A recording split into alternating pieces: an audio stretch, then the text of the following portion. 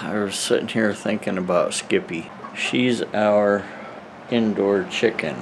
She came to us, well, it was probably December of 2022.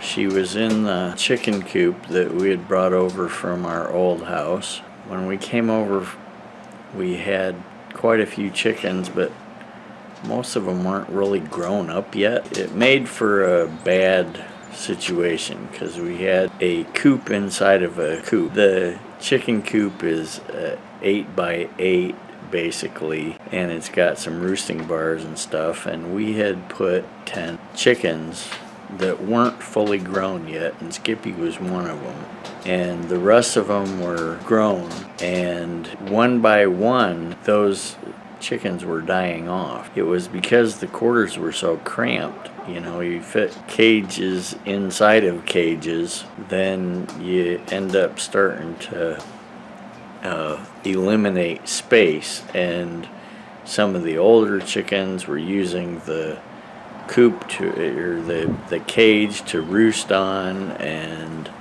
so it got to be a real mess. But you know, this was our second year of raising chickens, and we didn't, you know, we just fumbled around doing the best we could. Anyway, several of them started dying off, and after about the third one, my wife could see that Skippy was not going to make it, and she decided she was bringing her in.